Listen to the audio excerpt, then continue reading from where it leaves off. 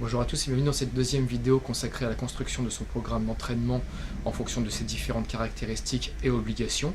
Donc toujours dans la catégorie débutants, on va cette fois-ci voir les débutants qui disposent de beaucoup de temps pour pouvoir s'entraîner, que ce soit en termes du nombre de séances par semaine ou du temps de séance en lui-même. Comme on l'a vu dans la première vidéo, donc les démarches pour la construction d'un programme d'entraînement sont les mêmes. On va donc tenir compte du niveau de pratique, donc là à l'occurrence débutant, du nombre de séances disponibles dans la semaine, du temps disponible par séance, et aussi donc des caractéristiques morphologiques et bien sûr aussi du passé au niveau de la santé de la personne, s'il y a eu des blessures ou autre. Donc pour ce second exemple, on va partir sur un débutant qui a au moins 3 séances de disponibles, voire plus par semaine, et un temps de séance qui sera compris cette fois-ci entre 1 heure à 1 heure et demie, voire même plus d'1 heure et demie. Donc dans ce cas de figure, même si on a la possibilité d'aller souvent s'entraîner à la salle, on ne va pas dépasser 3 séances, 3 vraies séances de travail par semaine.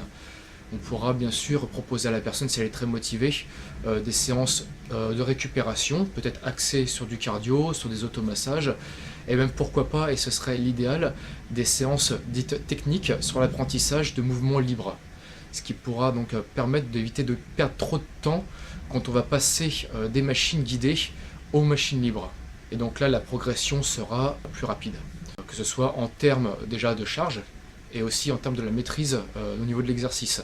Si la personne maîtrise déjà bien les exercices à barre libre grâce à ces séances d'apprentissage, quand on va progressivement donc passer du travail réel de machine guidée à machine libre, bien sûr on pourra toujours garder les machines guidées si elles correspondent plus à la personne. Après, ce sera un choix en fonction des exercices qui nous correspondent le mieux. Mais bon, si on fait le choix de passer ensuite du guidé aux machines libres, on n'aura pas donc justement ce temps de latence d'apprentissage puisqu'on l'aura fait en parallèle. Donc on aura un gain de force sur les machines guidées et en parallèle une maîtrise sur les machines libres, et on pourra travailler avec des charges qui seront un peu plus intéressantes dès le départ. Et quoi qu'il en soit, pas plus de 3 séances de travail réel pour pouvoir permettre donc à l'organisme de pouvoir récupérer. Donc le format classique, c'est souvent une journée de travail pour une journée de récupération, et en général le week-end est libre. Donc vraiment en répartition classique, on a le lundi, le mercredi et le vendredi. Si la personne désire s'entraîner un peu plus régulièrement, on peut bien sûr faire un roulement dans les séances, et donc avoir des séances avec 4 jours d'entraînement et des séances avec 3 jours d'entraînement. On peut faire lundi, mercredi, vendredi, récupération samedi, reprendre le dimanche, et faire ça donc ainsi de suite. Donc il y aura bien sûr des séances de 4 jours d'entraînement et des séances de 3 jours. Tout va dépendre en fait de la faculté de récupération de la personne. Si on voit qu'elle est trop fatiguée ou que la technique commence à se dégrader, il vaudra mieux rester sur une répartition classique de 3 fois par semaine avec séance de récupération et séance technique à côté. Si on veut garder ce côté séance technique pour un gain de temps par la suite, et je pense que ça peut être intéressant, et que la personne ne peut que s'entraîner que 3 fois dans la semaine, on peut faire donc 2 séances d'entraînement avec vraiment des charges d'entraînement, et une séance donc de travail technique donc, qui pourrait être répartie de la façon suivante. Lundi, donc travail sur machine guidée avec donc, des charges de travail. Mercredi, un travail technique avec des barres à vide, apprentissage des mouvements, des postures, etc. Très important par la suite donc, pour éviter les risques de blessures.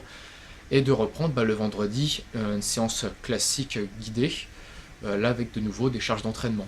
Donc l'avantage quand on dispose de plus de temps d'entraînement, contrairement à ce qu'on a vu dans la première vidéo où la personne est pressée et n'a qu'une séance dans la semaine ou peut-être 2 maximum et un temps relativement court, c'est que là donc on va pouvoir déjà prendre un peu plus notre temps, et plus la personne va s'entraîner, plus elle va progresser rapidement. Bien sûr jusqu'à une certaine limite, mais là on va dire qu'on tombe sur 3-4 séances, c'est vraiment l'optimal pour pouvoir progresser de la façon la plus efficace possible. Et ça va nous permettre en plus par la suite de pouvoir basculer plus rapidement sur une autre répartition d'entraînement comme un push-pull leg, un half body ou un sprint. Donc pour la construction du programme d'entraînement, on va rester sur la même logique du débutant classique comme on l'a vu sur la première vidéo. Donc une répartition en full body avec le travail des principaux groupes musculaires pour les personnes qui ont 1 heure à 1 heure et demie d'entraînement, et pour les personnes qui sont un peu plus larges en temps, qui ont 1 heure et demie voire plus. Là on peut commencer à introduire des exercices d'isolation pour les petits groupes musculaires, sans oublier aussi donc, le deltoïde postérieur, comme j'ai fait allusion dans la première vidéo, qui reste assez essentiel à mon sens à travailler. Donc on va voir maintenant le contenu d'une séance type. Vous allez voir, c'est plus ou moins similaire à ce qu'on a vu dans la première vidéo, sauf que cette fois-ci, on va pouvoir prendre un peu plus de temps. Donc on aura des séances qui seront un peu plus complètes, notamment si on commence à dépasser la 1h15, voire 1h30 d'entraînement. On aura donc aussi l'avantage, quand on s'entraîne plus souvent, de pouvoir, je parle plus souvent en salle bien sûr, de pouvoir peut-être varier les full body. On n'est pas obligé de faire 3 fois le même full body si on vient 3 fois dans la semaine. On peut très bien tourner sur 2 séances différentes et faire séance 1, séance 2, séance 1, et la semaine suivante, séance 2, séance 1, séance 2. Donc ça va permettre de pouvoir aussi tâter plusieurs exercices et voir sur lesquels on réagit le mieux, qu'on a le meilleur ressenti. C'est un choix, donc soit on essaie de diversifier un peu ces exercices, soit on se spécialise sur les exercices qu'on ressent le mieux. Mais bon, on va dire que l'un on entraîne l'autre, et que pour savoir les exercices qui nous réussissent le mieux, ça nécessite de pouvoir en tester plusieurs. Donc peut-être faire des séances différentes, et si vraiment on accroche bien avec certains exercices, les garder de façon régulière.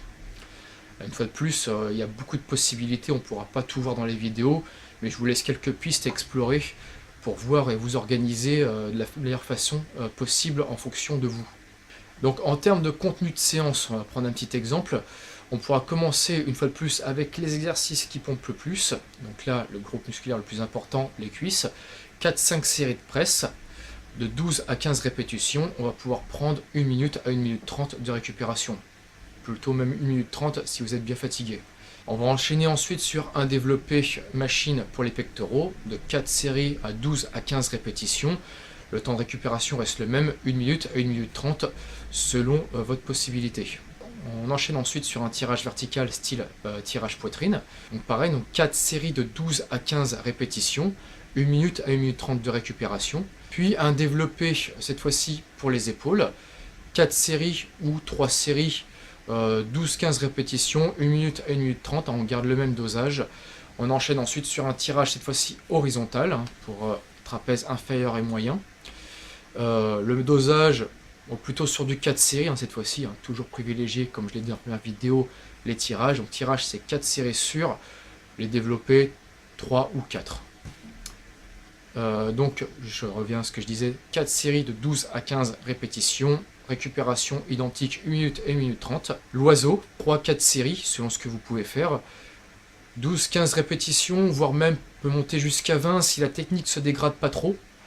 Une seule minute de récupération, 1 minute 30 si vraiment vous avez des mouvements qui sont dégueulasses par la suite, de façon à mieux récupérer.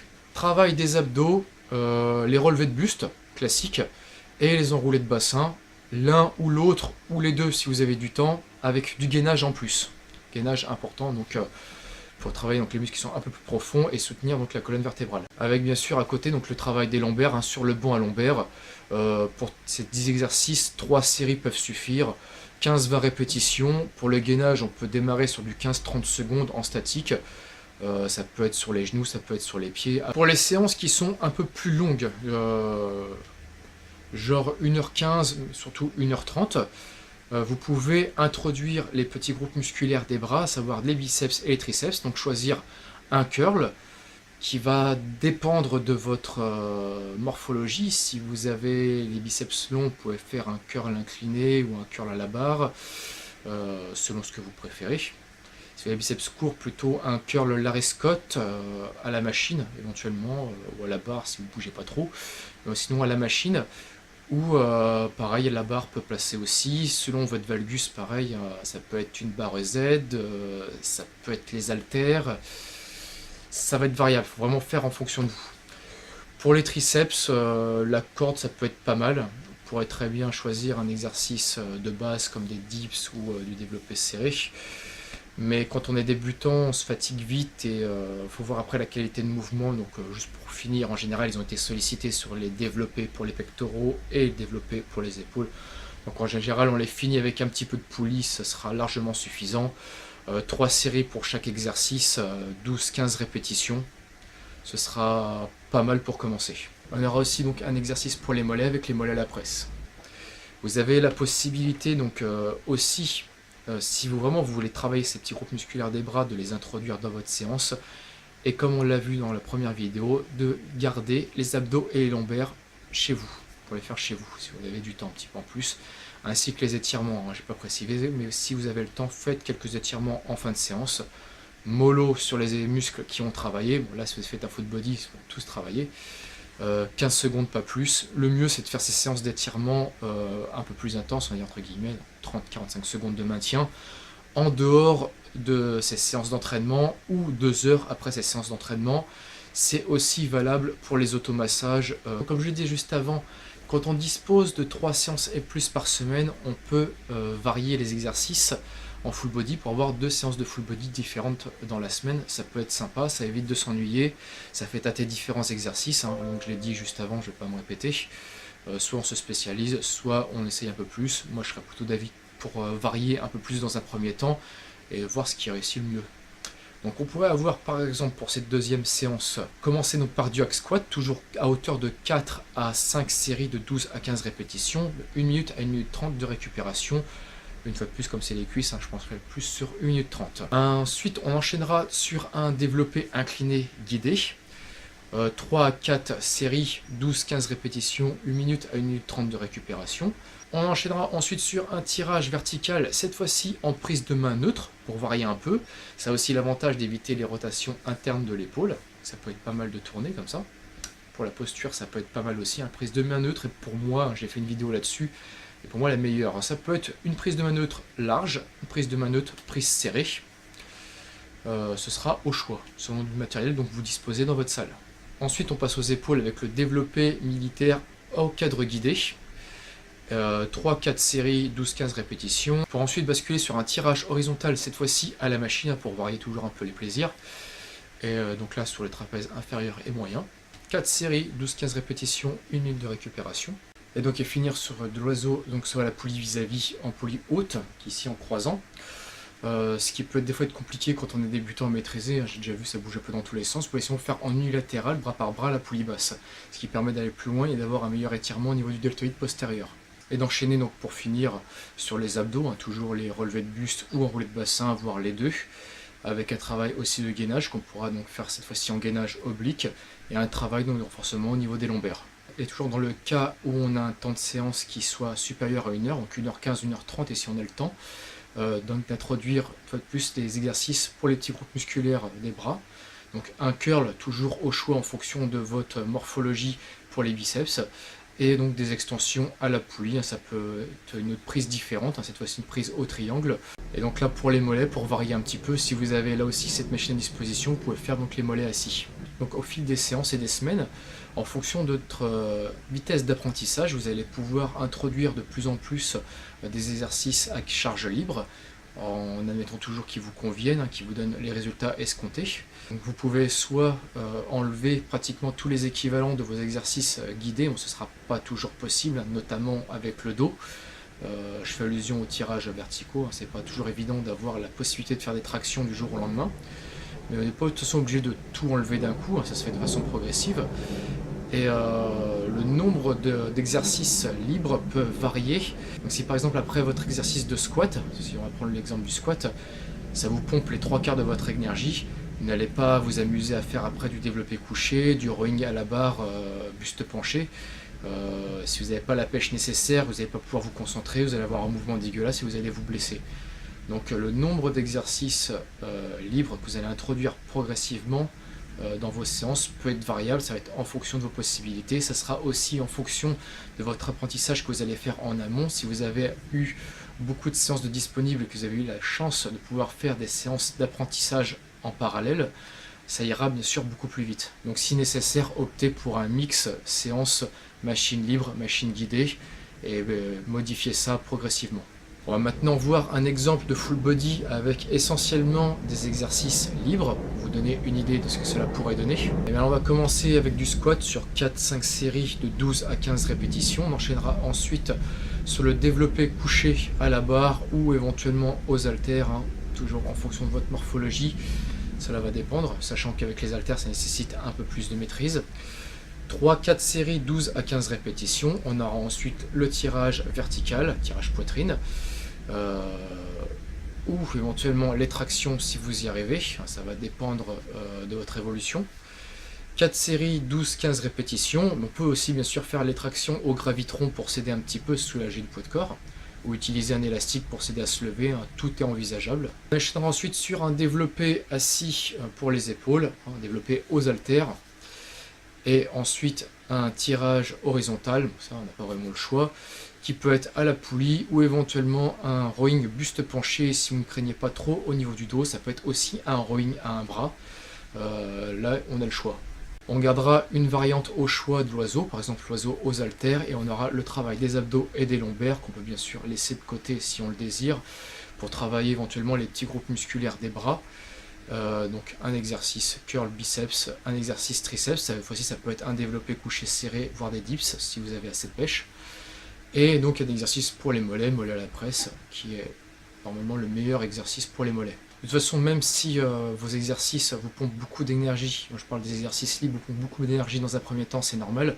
Il faut savoir qu'en plus de déplacer la charge, il faut vous concentrer sur votre technique d'exécution, maîtriser le mouvement, et tout ça fatigue nerveusement. Donc une fois que tout ça est automatisé, vous aurez beaucoup plus de facilité à incorporer plus d'exercices libres dans vos séances. Donc ne vous inquiétez pas si vous avez du mal dans un premier temps. Et une fois que tout ça sera maîtrisé, vous allez pouvoir passer donc à la seconde étape. En fait, du moins pour moi, c'est la seconde étape qui est plus ou moins logique. C'est de passer sur une répartition d'entraînement en half body. Et donc de passer progressivement donc de votre niveau débutant à celui d'intermédiaire. Celui d'intermédiaire étant très vaste, ça peut être de quelques mois de pratique à plusieurs années de pratique.